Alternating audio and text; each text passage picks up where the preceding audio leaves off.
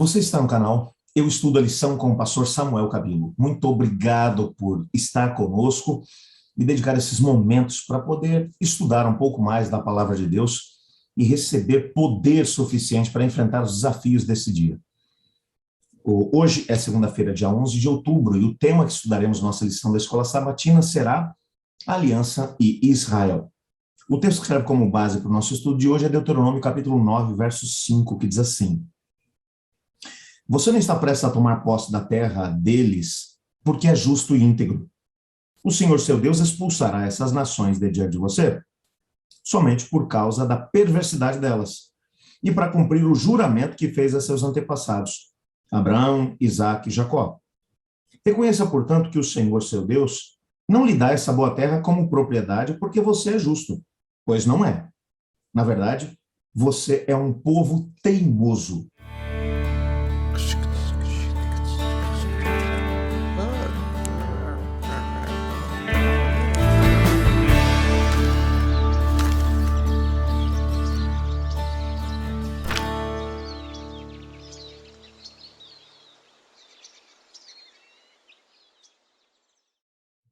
Em nosso texto de hoje, percebemos que o Senhor Deus, ele está agora através de Moisés, no início do livro do Deuteronômio, mostrando as razões pelas quais eles estavam herdando a terra.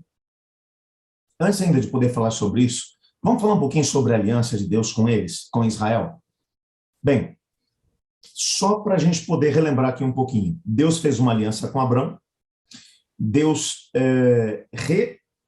reestabeleceu ou reafirmou essa mesma aliança com Isaque e, ao mesmo tempo, reafirmou essa aliança com Jacó. A partir daí, os descendentes de Jacó, os filhos de Jacó, eles vão para o Egito, aonde eles vão se tornar uma grande nação. Quando descem para o Egito, eles são apenas ali algo em torno de 70 pessoas, por volta de 70 pessoas. Por volta de 400 anos depois desse momento, talvez um pouquinho menos, eles agora são uma nação com quase 2 milhões de indivíduos. São 600 mil homens. Quando você olha para essa situação, você percebe nitidamente que Deus havia feito promessas aos patriarcas e ele pretendia cumprir essas promessas. Vez após vez, dentro do livro de Deuteronômio, o Senhor Deus vai falar com o seu povo através de Moisés, deixando bem claro que eles estão recebendo as bênçãos da parte do Senhor, não porque eles sejam bons. Aliás, o texto que a gente leu agora é muito claro. O Senhor Deus vai dizer para eles, sabe por que você, através de Moisés, né, claro, sabe por que vocês estão recebendo a terra? Não é porque vocês são bons, porque vocês não são, vocês são um povo teimoso. Deus está deixando que vocês tomem posse dessa terra por duas razões. Primeira razão, porque os moradores dessa terra são extremamente maus. E a maldade dos amorreus, como nós vimos na lição da semana passada, chega a um determinado ponto que eles começaram a se tornar um risco para si mesmos, um risco para as nações à sua volta e um risco para o próprio plano de Deus.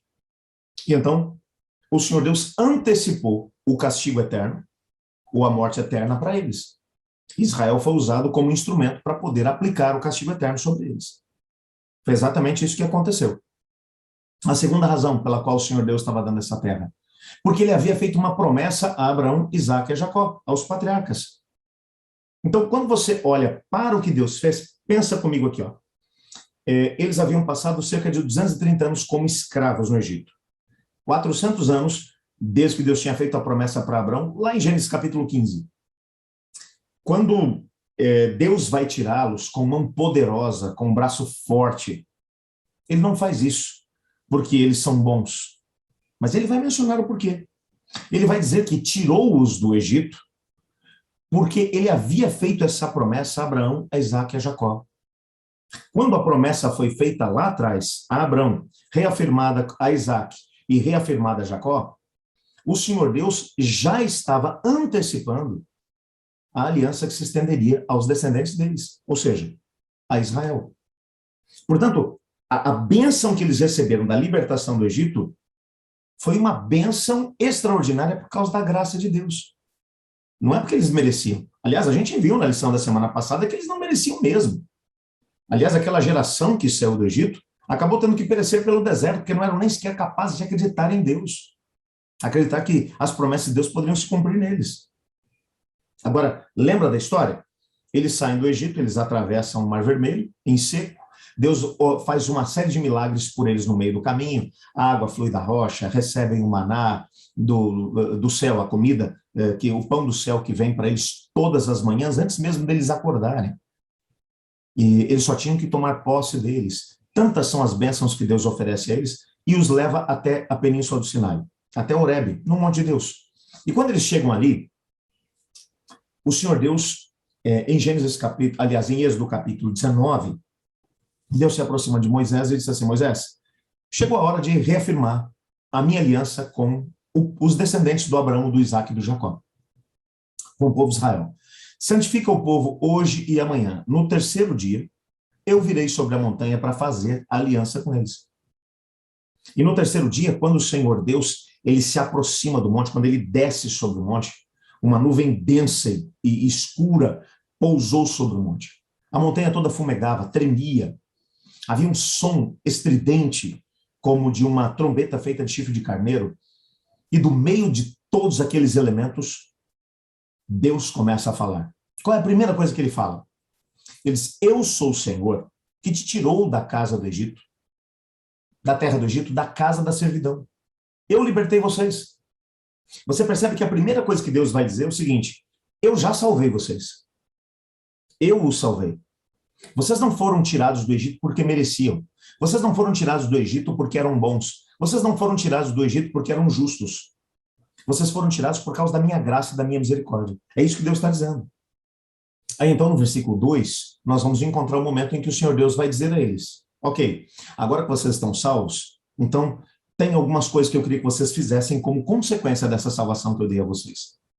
Não terás Deus diante de mim, não façam para vocês imagem de escultura, não tomem o nome de Deus em vão, honrem ou lembrem-se do dia de sábado para o santificar, honra teu pai e tua mãe, não matarás, não adulterarás, não dirás falso testemunho contra teu próximo. E aí o texto vai seguindo. Deus dá a eles os seus mandamentos.